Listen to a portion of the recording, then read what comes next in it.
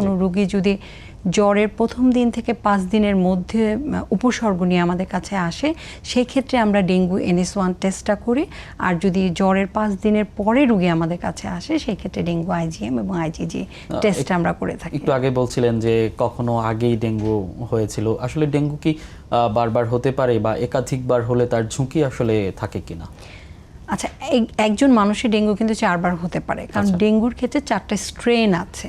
সুতরাং কোনো একটা রোগী যদি প্রথমে একটা স্ট্রেন দিয়ে, ধরেন ডেঙ্গু ডেন 2 দিয়ে হলো, পরবর্তীতে যদি আবার ডেন 3 দিয়ে হয়, তাহলে কিন্তু তার তীব্র ডেঙ্গু বা সিভিয়ার ডেঙ্গু হওয়ার চান্স থাকে। সুতরাং যাদের প্রিভিয়াস হিস্ট্রি থাকে বা IgG পজিটিভ থাকে, তাদের ক্ষেত্রে কিন্তু আমরা একটু বাড়তি সতর্কতা অবলম্বন করি। সেক্ষেত্রে একবার যাদের ডেঙ্গু হয়েছে, পরের বার তাদের সচেতনতা আরো কয়েক গুণ বাড়ানো উচিত, আরো কয়েক গুণ মানে বাড়িয়ে রাখতে হবে এবং ক্লোজ অবজারভেশনের মধ্যে রাখতে হবে, কারণ তাদের জটিলতা হওয়ার সম্ভাবনা অনেক বেশি থাকে। আচ্ছা, আরেকটা প্রশ্ন, সেটা হচ্ছে সাধারণ খুব একদম কমন প্রশ্ন, যে ডেঙ্গুর সময় যে র্যাশ হয়ে থাকে, সেই র্যাশটা আসলে দেখতে কেমন হয়, কিংবা আলাদা করে কিভাবে চিনবে যে এটা ডেঙ্গুর কারণে হয়েছে?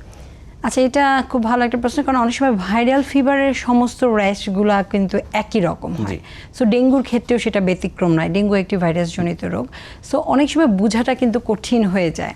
তবে সাধারণত আমরা বলি লাল লাল লালচে একটি র্যাশ হয়, ম্যাকুলোপ্যাপুলার একটা র্যাশ হয়, অনেক সময় পারপুরিক র্যাশ হয়, অনেক সময় একটু রক্ত জমা বেঁধেছে বা একাইমোসিস, এই ধরনের র্যাশ নিয়ে রোগীরা আমাদের কাছে আসলে আসে। তবে এটা ডেঙ্গুর র্যাশ নাকি হামের র্যাশ, এটা দর্শকদের জন্য ডিফারেন্সিয়েট করাটা আসলে একটু কঠিন। অর্থাৎ এরকম কিছু লক্ষণ প্রকাশ পেলেই চিকিৎসকের শরণাপন্ন হওয়াটাই আসলে দরকার। কখন আসলে হাসপাতালে যাওয়া উচিত, কিংবা কখন আসলে চিকিৎসকের শরণাপন্ন হওয়া উচিত? আচ্ছা, যেহেতু এখন ডেঙ্গুর মৌসুম চলছে, সুতরাং ডেঙ্গু সন্দেহ করেই মানে জ্বর আসলে ডেঙ্গুকে মাথায় রেখে আগানোটা উচিত। সুতরাং জ্বর আসলে আসলে দেরি না করে চিকিৎসকের পরামর্শ নিয়ে ডেঙ্গুর টেস্টটা করে যে ডেঙ্গু হয়েছে কিনা, বিশেষ করে এই বর্ষার মৌসুমে যেহেতু ডেঙ্গু রোগী আমরা বেশ পাচ্ছি।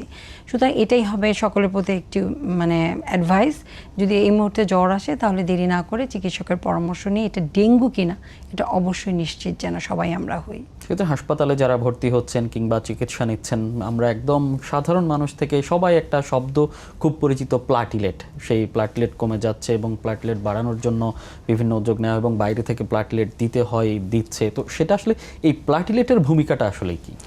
আচ্ছা, যেটা প্লাটিলেট নিয়ে আসলে সবাই আমরা আতঙ্কিত হয়ে যাই, কিন্তু ডেঙ্গুর ক্ষেত্রে প্লাটিলেট কমে যাবে, এটা হচ্ছে ডেঙ্গুর একটি ডিজিজ প্রসেসে। তবে এটা নিয়ে আসলে আমরা আতঙ্কিত হই না, এবং সাধারণত বেশিরভাগ রোগীর ক্ষেত্রে আমরা প্লাটিলেট দেই না, জাস্ট অবজার্ভ করি। হ্যাঁ, তবে কিছু কিছু ক্ষেত্রে দেখা যায় যদি প্লাটিলেটের কাউন্ট অনেক বেশি কমে গেছে, বিশেষ করে 50,000-এর নিচে পেশেন্টের শরীর থেকে ব্লিডিং ম্যানিফেস্টেশন হয়েছে, সেই ক্ষেত্রে সাধারণত প্লাটিলেট কাউন্ট যদি 15,000 বা 20,000-এর নিচে নেমে আসে, সেই সমস্ত ক্ষেত্রে কিছু কিছু রোগীকে আমরা অনেক সময় প্লাটিলেট দিয়ে থাকি, তবে সংখ্যাটা অনেক কম। তাই প্লাটিলেট নিয়ে আসলে আতঙ্কিত হওয়ার কিছু নেই।